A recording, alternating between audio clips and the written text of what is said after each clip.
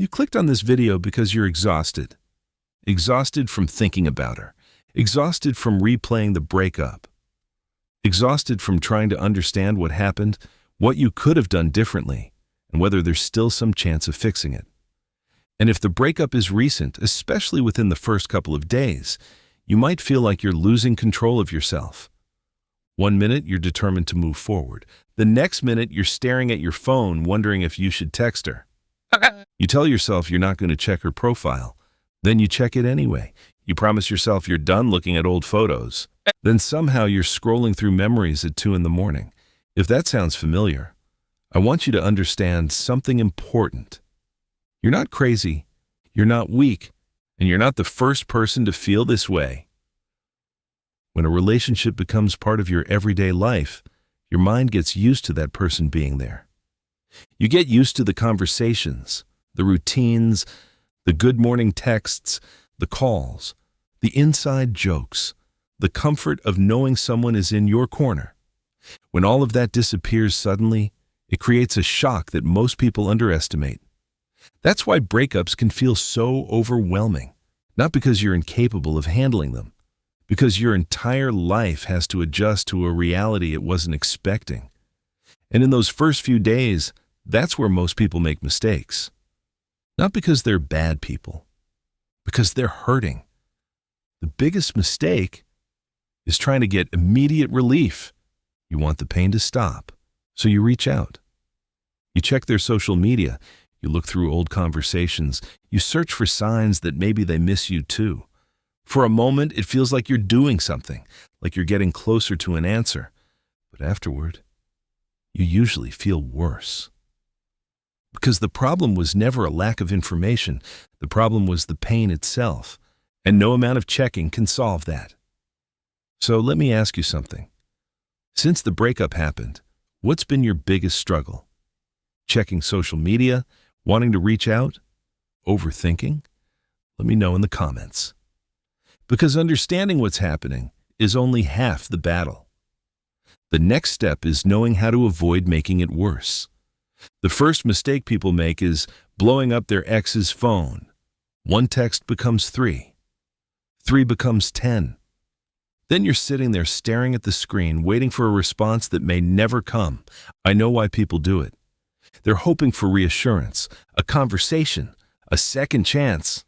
But most of the time, the more emotional and desperate the messages become, the further away the other person feels.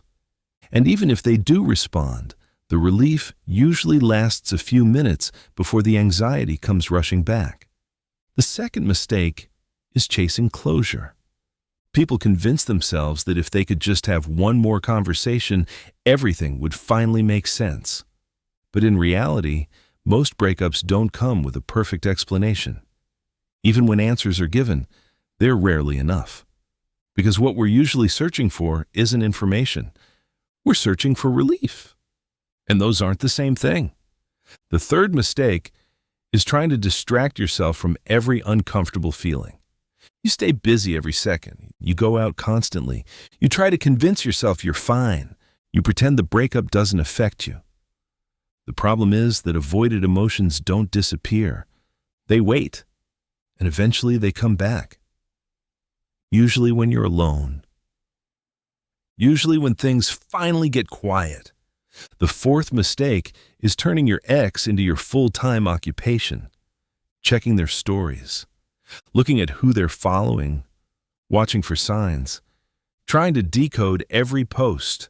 The truth is that nothing good comes from it. If they look happy, it hurts. If they look sad, you overanalyze it. Either way, you're keeping yourself emotionally attached to someone you're supposed to be healing from. So what should you do instead? Focus on the basics. Seriously.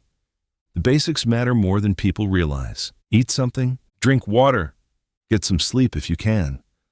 Go outside, move your body. Call one person you trust, not 10 people, not a group chat. One person. Someone who can listen without turning your pain into gossip or entertainment. I remember hearing about a guy whose girlfriend ended their 2-year relationship on a Sunday afternoon. By Sunday night, he'd sent multiple texts, By Monday morning, he'd written a long message explaining everything he wanted to say. By Monday afternoon, he'd driven past her apartment. Twice. None of it helped. Every attempt to feel better only made him feel worse. Then, Monday evening, he had a moment of clarity.